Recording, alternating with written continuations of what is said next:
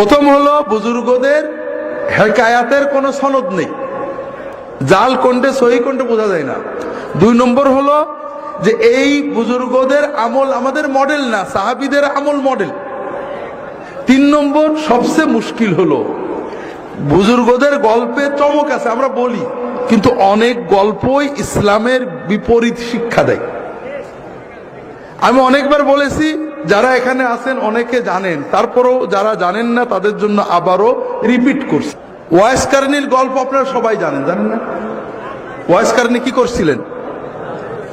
দাঁত ভেঙে ফেলেছিলেন। কোন সাহাবী কি দাঁত ভাঙছিলেন? তাহলে ওয়াইস কারনী সাহাবীদের চেয়েও আল্লাহর নবীর বড় আশেক ছিলেন, ঠিক না? সাহাবীরা নিজেদের চোখ দিয়ে দেখেন যে নবীজি সাল্লাল্লাহু আলাইহি ওয়াসাল্লামের দাঁত ভেঙে গেল, তারা একটা দাঁতও ভাঙলেন না। ওয়াইস কারনী দেখেননি, শুধু কান দিয়ে শুনেছেন, মহব্বতে সবগুলো দাঁত ভেঙে ফেলেছেন। কে বড় আশেক? ফুরফুরে এসে নষ্ট হয়ে গেছে সব। এত ব্যাখ্যা করে বললাম তাও বুঝলেন না।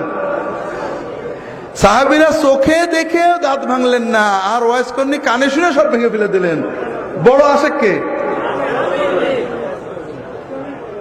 এইবার বোঝেন, বোঝেন।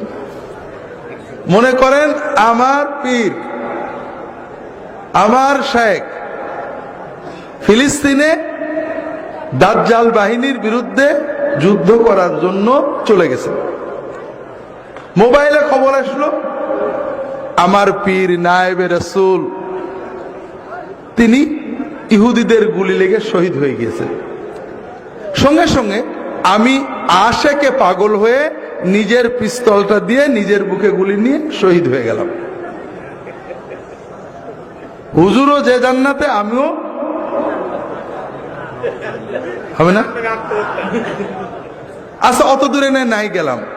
আমার কাছে খবর আসলো ইহুদিদের গুলি লেগে হুজুরের দাঁত ভেঙে গেছে। আমি তাড়াতাড়ি নিজের হাতুড়ি দিয়ে বাড়ি মেরে নিজের দাঁতগুলো ভেঙে ফেললাম। কাফেরের গুলিতে, যুদ্ধের ময়দানে কাফেরের গুলি লেগে দাঁত ভেঙে হুজুর যে পরিমাণ সওয়াব পেয়েছেন, নিজের হাতুড়িতে নিজের দাঁত ভেঙে আমিও সেই পরিমাণ সওয়াব পাবো, একটু বেশি পাবো।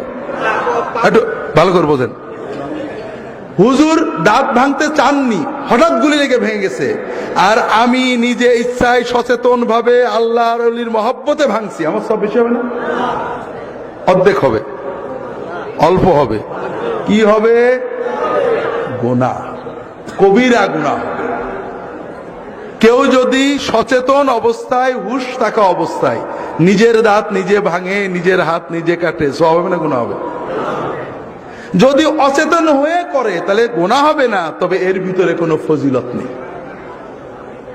ওয়াইস কারনী পাগল ছিলেন না যে দাঁত ভাঙবেন, এটা মিছে গল্প, মিথ্যা গল্প। এই গল্প কয়েকটা শিক্ষা দেয় যা সবগুলো আমাদের ঈমান নষ্ট করে। 1 নম্বর হলো এই গল্পের মাধ্যমে সাহাবীদের প্রতি খারাপ ধারণা আসে।